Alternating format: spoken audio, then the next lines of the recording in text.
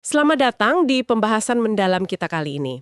Kita mau mulai dengan sebuah cerita yang mungkin kedengarannya agak aneh ya. Ini dari Inggris awal tahun 1900-an. Oke. Coba bayangin, setiap pagi itu pengantar susu ninggalin botol susu di depan pintu rumah. Dan botolnya itu ya belum ditutup rapat-rapat banget. Ah iya, waktu itu kan tutupnya masih karton tipis gitu ya. Nah, ternyata ada dua jenis burung yang sadar soal ini. Burung pipit atau titmouse sama burung robin merah. Keduanya sama-sama pinter ya. Pinter banget. Mereka belajar cara buka tutup botol itu buat minum lapisan krim yang paling enak di atasnya. Cerdas loh itu, trik bertahan hidup. Betul, tapi ceritanya berlanjut. Perusahaan susu jadi lebih canggih kan. Mereka mulai pakai segel dari aluminium foil. Nah, ini tantangan baru. Iya, beberapa burung pipit dan robin yang paling gigih secara sendirian akhirnya nemu cara buat nembus segel aluminium itu. Dipatuk-patuk gitu sampai sobek. Nah, di sini nih ceritanya jadi menarik banget dan relevan buat kita semua. Puluhan tahun kemudian, di tahun 1950-an, para peneliti nemuin fenomena yang luar biasa. Apa tuh? Hampir seluruh populasi burung pipit di Inggris, ini kita ngomongin jutaan ekor loh. Semuanya tahu cara buka segel aluminium itu. Pengetahuannya nyebar ke seluruh spesies. Wow. Terus, gimana dengan si robin? Nah, itu dia. Burung robin, enggak. Sama sekali. Meskipun ada beberapa robin individu yang super pinter dan bisa, pengetahuannya itu nggak pernah menyebar luas. Jadi sebagai satu kelompok mereka nggak pernah belajar gitu. Tepat. Inovasi brilian dari satu robin itu ya mati bareng si penemu. Kisah ini kan metafora yang sempurna ya buat apa yang terjadi di dalam organisasi. Kenapa ada perusahaan yang rasanya terus belajar, terus adaptasi, jadi lebih pinter. Sementara perusahaan lain yang isinya orang-orang hebat semua, rasanya kok kayak jalan di tempat aja. Persis. Dan itulah yang akan kita bedah hari ini, berdasarkan ide-ide dari bab 9 buku Winning Decisions. Kita mau cari tahu apa sih yang ngebedain organisasi pembelajar sama yang bukan? Dan mungkin ini bisa jadi jawaban juga ya. Buat Anda yang mungkin pernah ngerasa punya ide brilian di tim, tapi kok idenya hilang gitu aja. Oke, mari kita bedah lebih dalam soal burung-burung tadi. Apa sih yang sebenarnya bikin burung pipit itu sukses banget nyebarin ilmunya, sementara Robin gagal total? Kuncinya itu ada di sifat sosial mereka sih. Sumber ngejelasin kalau burung pipit itu hidup dan geraknya dalam kawanan atau flock. Oh, jadi karena mereka bergerombol gitu. Betul. Mereka saling lihat, saling belajar. Jadi, waktu satu burung nemu trik baru, burung lain di kawanannya ngeliat, niru, dan ya udah, pengetahuannya nyebar secara eksponensial. Mereka punya jaringan sosial buat transfer ilmu. Saling contek gitu ya? Haha, bisa dibilang gitu. Sedangkan robin, mereka itu burung yang sangat teritorial, penyendiri. Nggak suka nongkrong bareng. Benar. Jadi kalau ada satu robin jenius yang nemu cara nembus botol susu, ya udah. Ilmunya cuma buat dia sendiri. Nggak ada mekanisme buat berbagi. Inovasinya nggak pernah jadi milik bersama. Nah, ini kan persis seperti yang sering kita lihat di kantor ya. Punya beberapa bintang atau inovator individu itu hebat, tapi itu nggak otomatis bikin organisasinya jadi pinter. Nggak cukup, sama sekali. Kuncinya, seperti yang dibilang buku ini, adalah kemampuan organisasi untuk berkawan. Untuk bangun sistem supaya pengetahuan dari individu itu bisa nyebar. Dan jadi milik institusi ya. Betul. Ini ngingetin saya ke satu poin penting di buku ini. Sumber kita bikin perbedaan yang tajam banget antara pengalaman dan pembelajaran. Oke, apa tuh bedanya? Ini penting banget. Pengalaman itu cuma tahu apa yang terjadi. Contohnya, penjualan kita turun 10% kuartal lalu. Titik. Itu pengalaman. Sebatas fakta aja ya? Sebatas fakta. Sedangkan pembelajaran itu tahu mengapa itu terjadi. Penjualan kita turun 10% karena kompetitor ngeluarin produk baru yang lebih murah dan tim marketing kita telah respons. Nah, itu pembelajaran.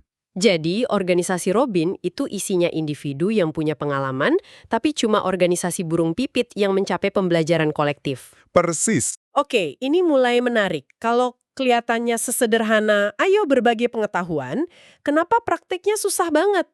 Kenapa banyak banget organisasi yang tetap jadi kumpulan Robin penyendiri? Nah, sumber kita ini nunjukin beberapa jebakan tersembunyi, terutama soal umpan balik atau feedback. Ternyata, umpan balik di dunia nyata itu seringkali ya nggak bersih, Nggak bersih gimana maksudnya?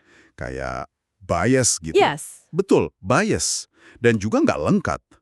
Ada dua masalah besar yang diangkat. Pertama, yang disebut umpan balik yang tidak lengkap. Oke. Intinya gini, kita itu cuma bisa belajar dari tindakan yang kita ambil. Tapi kita hampir nggak pernah bisa belajar dari tindakan yang tidak kita ambil. Wah, ini kena banget. Saya jadi kepikiran soal rekrutmen. Kita milih kandidat A, nolak kandidat B. Setahun kemudian kita tahu kinerja si A, Tapi kita nggak akan pernah tahu. apakah si B yang kita tolak itu sebenarnya bisa jadi karyawan yang jauh lebih fenomenal. Kita nggak punya data pembandingnya kan? Keputusan tidak itu nggak ngasih umpan balik. Persis. Atau dalam investasi, Anda mutusin nggak beli saham X, Anda nggak akan pernah benar-benar ngerasain untung ruginya. Ini nyiptain titik buta yang besar. Jadi kita bisa aja terus ngulangin kesalahan yang sama tanpa sadar. Tepat. Itu jebakan pertama. Jebakan kedua disebut umpan balik yang membingungkan atau confounded feedback. Maksudnya? Maksudnya, bahkan pas kita dapat hasil dari sebuah tindakan, hasilnya itu seringkali keruh. Susah banyak bedain mana yang hasil dari kualitas keputusan kita, mana karena eksekusinya, dan mana yang cuma karena hoki. Bisa kasih contoh yang lebih konkret nggak? Protejenya lah, dia yakin banget anak ini potensinya besar. Oke. Karena keyakinan itu, si manajer ngasih dukungan penuh, proyek terbaik, bimbingan intensif, akses ke jaringan penting, pokoknya semua fasilitas. Wajar dong, itu kan tugas mentor yang baik. Benar. Tapi di sini umpan baliknya jadi membingungkan.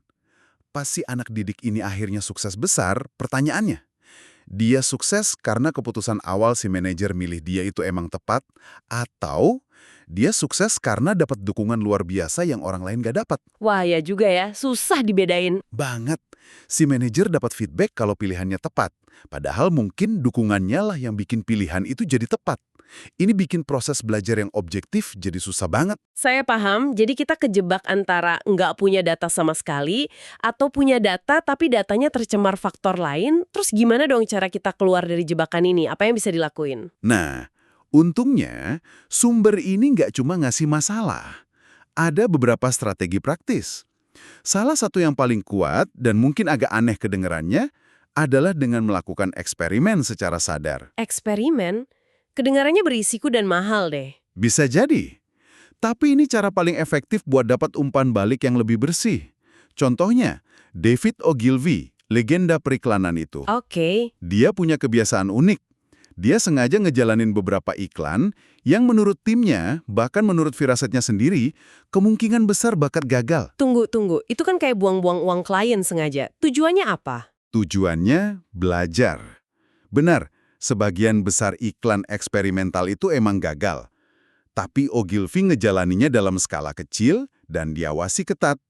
Begitu kelihatan nggak berhasil, langsung stop. Kerugiannya minimal. Terus hasilnya? Nah, beberapa iklan yang di luar dugaan ternyata berhasil, justru jadi kampanye paling inovatif dan menguntungkan. Itu kan wawasan yang nggak bakal dia dapat kalau dia cuma main aman terus. Dia sengaja nyari umpan balik yang tidak lengkap tadi. Oke, itu dari dunia kreatif. Kalau di industri lain gimana? Ada contoh yang skalanya jauh lebih gede. Bell Telephone, perusahaan telepon raksasa di Amerika. Oh iya. Mereka punya masalah klasik. Banyak pelanggan baru yang nggak bayar tagihan. Aturan standarnya waktu itu minta uang jaminan dari pelanggan yang profilnya dianggap risiko. Tapi pertanyaannya, aturan ini udah akurat belum? Gimana cara mereka ngujinya? Nah, mereka bikin eksperimen yang berani banget. Mereka ngasih layanan telepon ke 100.000 pelanggan baru yang harusnya masuk kategori wajib bayar uang jaminan, tapi kali ini nggak diminta. Wah, nekat juga. Pasti rugi dong jangka pendeknya. Jelas rugi, banyak yang akhirnya nggak bayar. Tapi tunggu, itu kan Bell Telepon, monopoli raksasa pada masanya. Mereka punya kemewahan buat bakar uang demi sebuah data. Apa prinsip ini beneran berlaku buat startup atau perusahaan kecil yang marginnya tipis? Pertanyaan yang bagus banget. Dan itu ngebawa kita ke alternatifnya. Anda bener, nggak semua orang bisa senekat itu. Tapi data dari eksperimen Bell itu berharga banget. Apa yang mereka dapat? Mereka jadi bisa memetain dengan akurat banget profil pelanggan mana yang benar-benar berisiko, bukan cuma asumsi. Hasilnya, mereka bikin aturan seleksi baru yang jauh lebih pinter. Dan akhirnya bisa hemat $137 juta per tahun. Wow. Jadi risiko jangka pendek buat keuntungan jangka panjang yang masif. Betul. Oke, jadi buat kita yang bukan perusahaan raksasa, Apa solusinya? Solusinya adalah melakukan apa yang disebut eksperimen statistik. Ini cara cerdas dan murah buat nguji asumsi, dengan main detektif pakai data yang udah ada. Nggak perlu bikin eksperimen baru. Oh, jadi kita analisis data yang udah ada. Contohnya gimana? Misalkan Anda punya aturan rekrutmen buat tim sales. Kandidat harus dapat skor minimal 80 di tes produk kita. Oke, standar lah itu. Nah, Anda pengen tahu aturan ini efektif nggak? Daripada sengaja rekrut orang skor 60 buat lihat apa yang terjadi, cukup lihat data yang ada. Cek kinerja tim sales Anda sekarang. Cek gimana? Apakah orang yang dulu dapat skor 95, kinerjanya benar-benar jauh ngelampauin orang yang dulu nyaris lolos dengan skor 81? Saya ngerti. Kalau ternyata kinerja mereka nggak jauh beda. Berarti mungkin aturan seleksi Anda itu nggak sepenting yang Anda kira, mungkin ada faktor lain yang lebih ngaruh. Ini cara validasi proses keputusan tanpa biaya tambahan sama sekali. Oke, jadi intinya kita harus proaktif uji asumsi kita, entah lewat eksperimen nyata atau analisis data historis.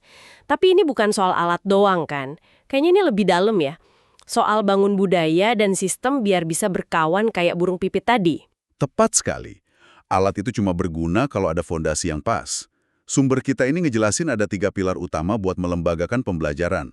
Pilar pertama itu menciptakan budaya belajar. Ini kedengerannya klise sih, tapi artinya dalam praktek itu apa? Artinya itu pergeseran mentalitas. Dari yang tadinya selalu pengen bertahan dan berdebat buat buktiin kita benar, jadi mentalitas yang tulus mau mendengarkan dan belajar. Dan itu susah banget? Susah banget. Ada cerita lucu di buku ini, soal seorang eksekutif yang minta umpan balik 360 derajat dari stafnya. Oke, terus? Hasilnya keluar, dan ternyata banyak kritik yang jujur. Dia nggak suka hasilnya.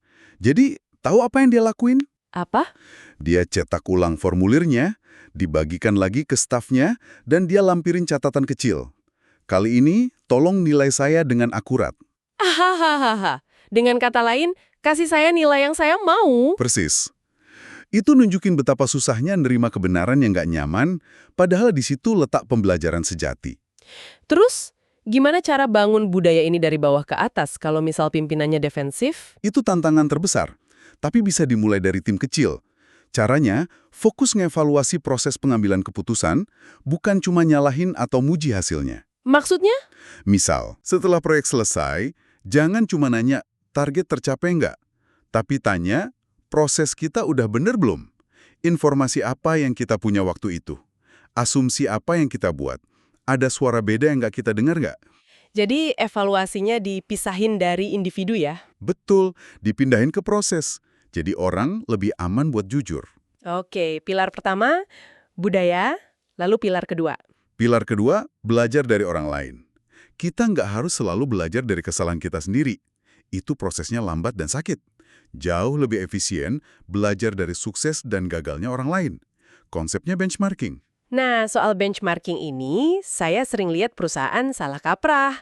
Mereka cuma niru fitur produk kompetitor tanpa paham konteksnya. Jadinya peniru yang dangkal. Melakukannya. Dan wawasan terbaik seringkali datang dari luar industri kita. Oh ya. Contoh paling terkenalnya itu Xerox, perusahaan mesin fotokopi. Mereka mau benerin logistik dan manajemen gudang. Mereka nggak belajar dari kompetitornya. Mereka belajar dari LL Bean. LL Bean, perusahaan yang jualan baju sama perlengkapan kemah itu. Apa hubungannya? Nggak ada hubungan di produknya.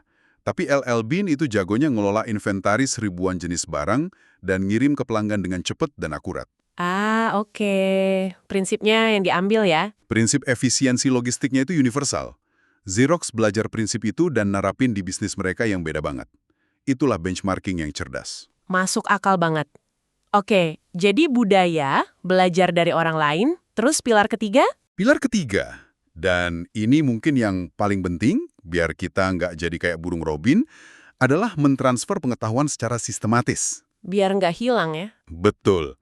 Ada kutipan terkenal dari filsuf George Santayana, mereka yang tidak bisa mengingat masa lalu, dikutuk untuk mengulanginya.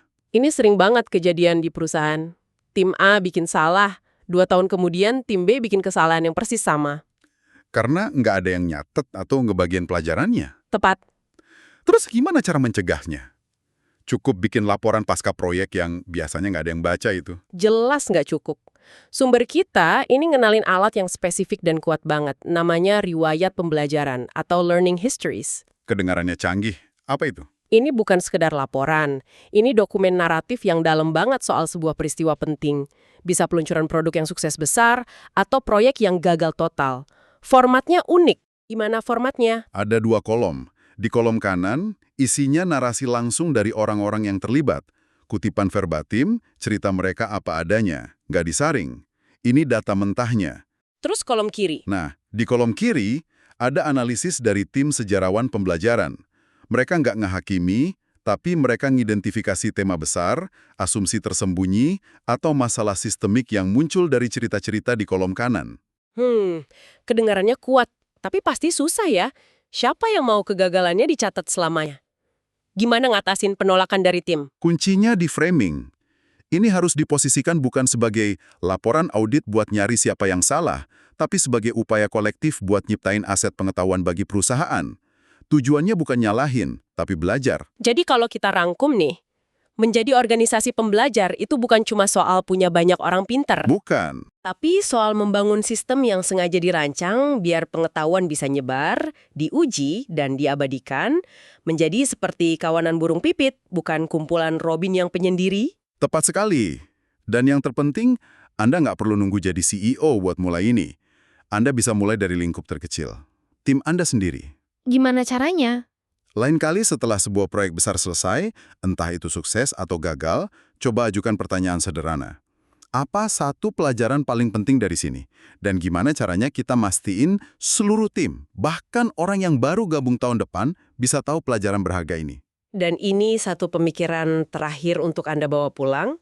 Coba deh pikirin sejenak, apa satu aturan main tak tertulis atau fakta yang ada di organisasi Anda yang semua orang terima gitu aja sebagai kebenaran, tapi sebenarnya belum pernah diuji? Mungkin itu soal tipe pelayan ideal kita atau cara terbaik buat presentasi. Bisa jadi seperti yang ditemuin Bell Telephone, ada potensi inovasi besar atau penghematan luar biasa yang tersembunyi di balik keberanian kita untuk nantang dan nguji asumsi sederhana itu.